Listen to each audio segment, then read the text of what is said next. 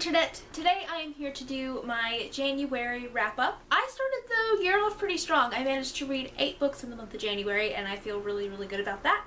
So without further ado, I'm just gonna jump into the book. So my very first read of the year was Warcross by Marie Lu. This is a YA sci-fi book about a virtual reality game. It was kind of pitched to me as the YA version of Ready Player One, but better. I definitely preferred this over Ready Player One, even though I really like Ready Player One. But I just thought this book was more fun.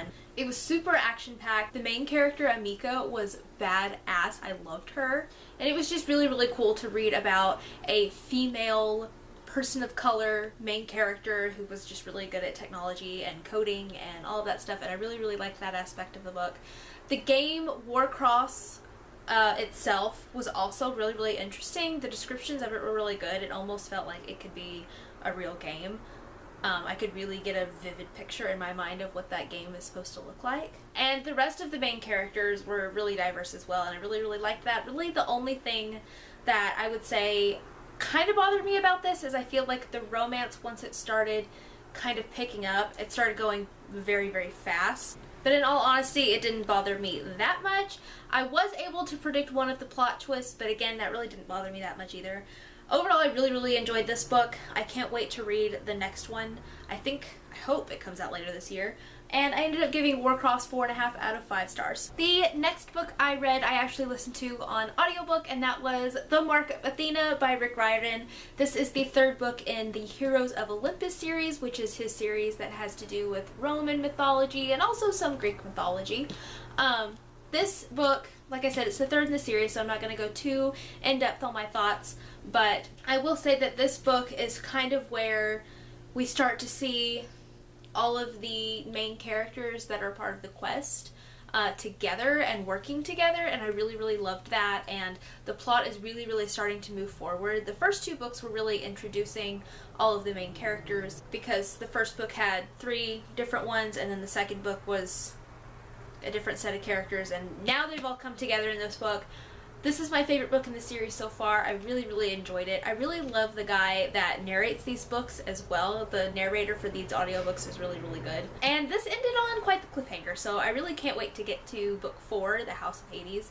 I ended up giving The Mark of Athena 5 out of 5 stars. Next, I ended up having a little bit of time in between finishing the audiobook for The Mark of Athena before the biannual bibliothon started, and so I needed just like a short audiobook to get me by, because I like to listen to audiobooks when I'm getting ready in the morning. So I decided to reread an old favorite, so I read The Wizard of Oz by L. Frank Baum. If you don't know, this is my favorite classic. I absolutely love this story, and I love the world of Oz. I had not listened to the audiobook before though, and I really enjoyed it.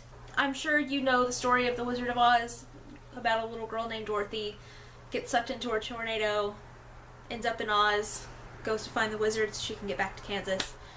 I love this story so much, and I just really loved being back in the world and back in this story. I really enjoyed myself. Obviously I gave it 5 out of 5 stars because it's my favorite, but you know, it was just nice to be in this story again. Next, it was time for the biannual bibliothon, which is a readathon that is biannually. It happens twice a year. And so they had the winter round in the month of January, and I participated. I had 4 books on my TBR, and I did complete those 4 books, not during the week of the bibliothon. I completed 2 of them the week of the bibliothon. But the first book I read for the bibliothon was Otherworld by Jason Segel and Kirsten Miller. This was the group book, so I wanted to start off with this so that way I could participate in the live show, which I didn't actually participate in it, but I did go back and watch it later. This book is another YA sci-fi book about a virtual reality game. It was a lot of fun. It was very engrossing. And the game in this one, called Otherworld, is very different from the other virtual reality game type books that I've read, so I really liked that. And I ended up staying up really late just to find out how this ends because I got really into it by the end. With that being said, I kind of felt like the plot twists weren't really twists. Every time, well not every time, but a lot of the time when there was like a big reveal, I didn't realize that the main character didn't know that was going on because I just thought it was obvious, and so it really wasn't much of a twist. I guess we weren't supposed to know either, but like, a lot of the plot twists were obvious in this book. I feel like this is one of those books that you'll appreciate more if you kind of go into it blind. So I don't really want to go too far in depth on the plot. I will also say there is a scene towards the beginning of this book that really, really bothered me. The main character is trying to defend the girl he likes against other girls who are kind of shaming her. And he starts going on this like rant about, you know, feminism and female empowerment and girls supporting girls, and I was like, yeah. But then right afterwards he like threatened to post bad photos of them or something, or nude photos, or it was, I can't remember the specifics, but it really, really bothered me. But overall, I did enjoy this book. I definitely want to read the sequel. I had a really fun time reading it, and I ended up giving it 4 out of 5 stars. Next, I read Finding Audrey by Sophie Kinsella. This is a YA contemporary about a girl named Audrey who suffers from general anxiety disorder, social anxiety disorder, and depression. And I felt like those were really, really well executed. One thing I really, really liked this book is we get to see Audrey's progression of trying to get better, and even by the end of the book she's not 100% better, because there's still, you know, recovering from these things is an ongoing process and you're constantly trying to better yourself. But in the book she goes to therapy, she takes medication for her anxiety, and I really, really liked that. Really the only thing that bothered me about this book is the main love interest in this story. He's trying to help Audrey in many ways, and I really liked that, but I felt like once he started getting involved, she did kind of start to recover rather quickly, almost to the point where it was almost like he was fixing her, and I really didn't like that. It wasn't done as badly as I've seen in a lot of other books. It was very, very subtle, but I don't know, it kind of made me feel a little bit weird about it. I did not like Audrey's mom. I thought she was really, really fixated on all of the wrong things, and that took away from Audrey's story a little bit. So that kind of irritated me a little bit, but I really, really liked this book. I really liked the representation. I really loved the writing. I definitely want to read more books by Sophie Kinsella. And I ended up giving this one 4 out of 5 stars. So those were the 2 that I finished during the Bibliothon. And then the next day, literally, I finished the other books on my TBR.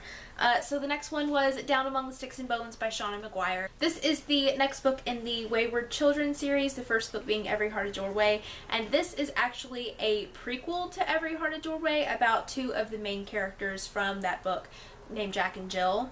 And so Every Heart a Doorway is a book about children who have come back from different portal worlds. So worlds like Oz, Wonderland, Neverland, Narnia, that kind of thing.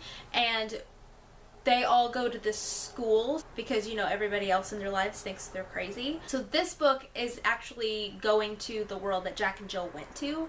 And that world was really, really, really cool. I think I might have actually liked this book more than Every Heart a Doorway, which I really, really liked Every Heart a Doorway, but I don't know. I kind of think I need to reread Every Heart a Doorway again now that I've read this one.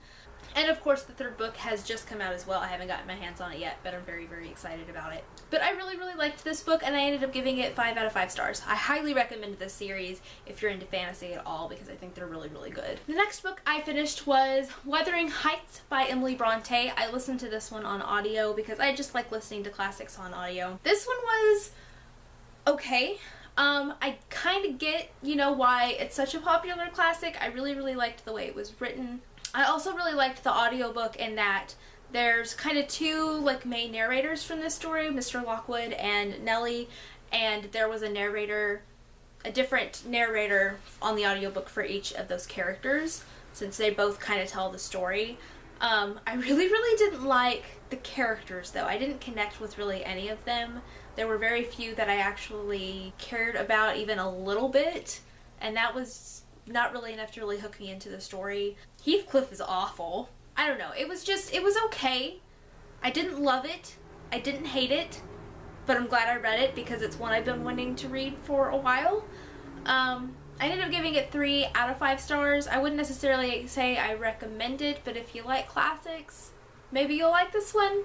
I don't know. And the last book I read in the month of January was The Raven Boys by Maggie Stiefvater. This book is super duper hyped here on BookTube. It's about this girl named Blue who comes from a family of psychics, and she ends up seeing like kind of the spirit of this boy she hasn't met yet, and he's going to die. She doesn't know why, she doesn't know how, and then she ends up meeting this boy. He's one of the Raven boys. It's like this school that's in town that a lot of highly esteemed boys go to or whatever. I'm not doing a very good job at explaining the plot of this, but I don't really know how to explain the plot of this book. But I really, really liked it. I will say it kind of started a little slow for me, so I did have a hard time getting into it, but about halfway through I was completely hooked. I've already bought the next 2 books in this series because I want to read them as soon as I can. And I think I'm starting to see why this is such a beloved series here on BookTube. I really love the main character, Blue. I really, really love all of the Raven boys. There were some I wasn't sure about right at first, but by the end I loved all of them very, very much.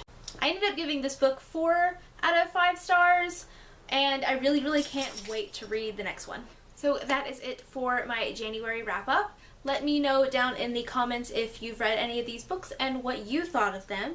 And that will be it for this video, and I'll see you guys next time with another video. Bye.